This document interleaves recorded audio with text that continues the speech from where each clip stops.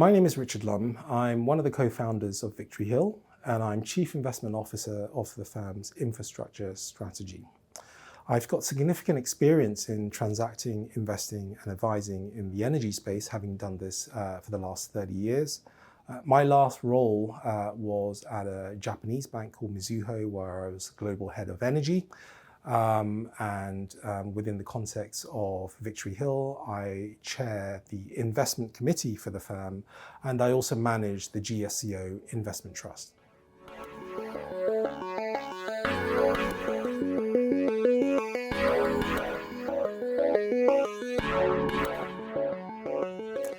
The energy transition to net zero is one of the most important phenomena of our age. I would characterize it on par with the Industrial Revolution in terms of its depth and its significance. It's often commented actually that the transition would require thereabouts between $5 to $7 trillion a year of additional capital investment in order to achieve net zero by 2050, and we're currently tracking thereabouts close to $2 trillion. So there is a significant amount of capital still required in order to enable the transition. We believe this presents investors with a particular type of opportunity. The transition is not only a UK phenomena, or indeed only a Western European phenomena. In order to truly tackle the transition comprehensively, you need to look at the challenge on a global basis. It is a global phenomenon, and therefore capital needs to reach other parts of the world as well. Now, in doing so, investors may actually be able to achieve a differentiated return as it also makes an impact. It is our strategy to offer investors access to opportunities in different energy markets that are implementing the transition, where a structural demand gap opens up that we can fulfill through our investment. In doing so, we're pretty confident that investors can achieve a minimum of a 5% dividend yield that is accretive, that's part of our policy, as well as a 10% target return that is net unlevered, and we believe that is market leading.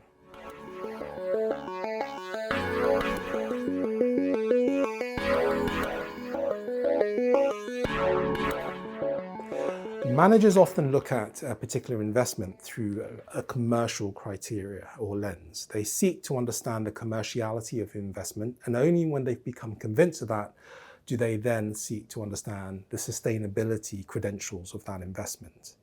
Unlike other managers, Victory Hill inverts that process, and we start off by understanding whether the particular investment fits through the lens of sustainability. For this, we use the framework of the UN Sustainable Development Goals. There are 17 of those, but we've taken a core 6 of them out that deal specifically with investment in energy, climate change, and infrastructure itself. Now, if the investment fits or ticks one of the boxes of those 6 UN SDGs that we use, meaning that we believe it is sustainable, then we move on to assessing its commercial criteria. In understanding whether they fit in with the sustainability criteria, we use a third-party consultant to provide us with an unbiased and balanced view of its sustainability. Now, once we get through that sustainability criteria, we then assess it for its commerciality.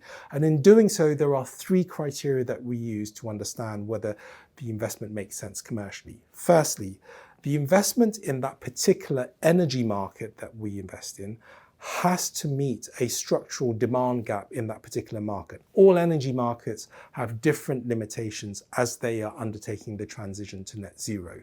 We are seeking to solve that limitation through our investment in a particular piece of infrastructure.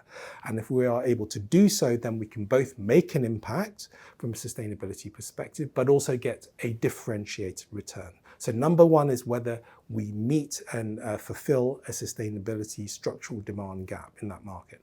Secondly, the investment in the asset itself needs to have some optionality around it, meaning we are an active manager, and as we acquire assets or build out assets, we want the option to better commercialize it moving forward through either recontracting the commercials around it or investing further capital to expand the asset or hybridize the asset.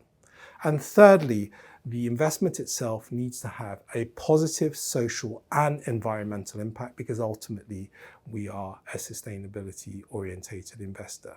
Now, through approaching the investment in this way, we are able to differentiate ourselves and get a better return for our shareholders, and also pursue a strategy of leverage should we seek to do so. But at the outset, we do not take on loans, because we believe we should use investor capital to invest in the asset itself and get a differentiated return without the usage of debt.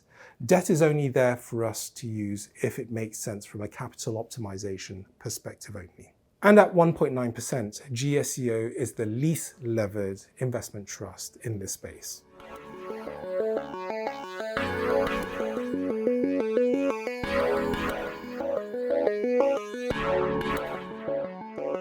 At Victory Hill, we have a significant depth of experience in transacting in energy private market deals throughout most of our careers and across borders. I've done this for the last 30 years across different geographies in the world.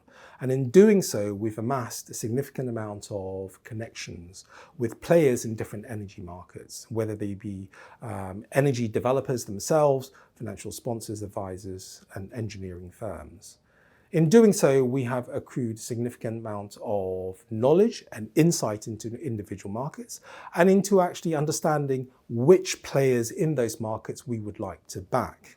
Now, GSCO has a very unique operating model in that we team up with these developer groups in individual markets, and each of these developers have unique insights into what are structural demand gaps in those energy markets that can be fulfilled in order to make a sustainability impact and also be able to create value for shareholders. And it's these groups that we seek to back with our capital and originate ideas that for our shareholders that would bring them value.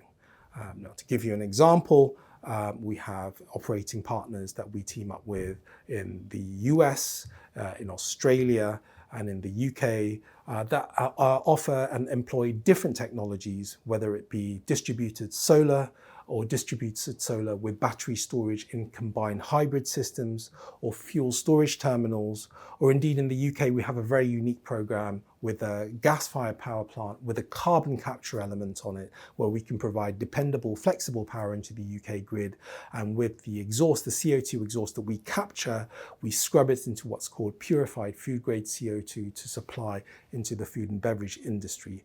This uniqueness and the uniqueness of this ideas comes across through our experience in transacting across different energy markets and the uniqueness of the relationships we have with these developer groups themselves. And in doing so, we're able to originate differentiated returns for shareholders in GSCO. GSCO is an evergreen strategy, meaning shareholders have the opportunity to get access to yielding assets over the long term. It is our intention that we provide shareholders with interesting yields. Currently we're publishing accretive dividend yield in the prospectus and a 10% unlevered return in the overall portfolio. So you can hold your paper for as long as you like. And we would seek to increase the return over time on these particular investments.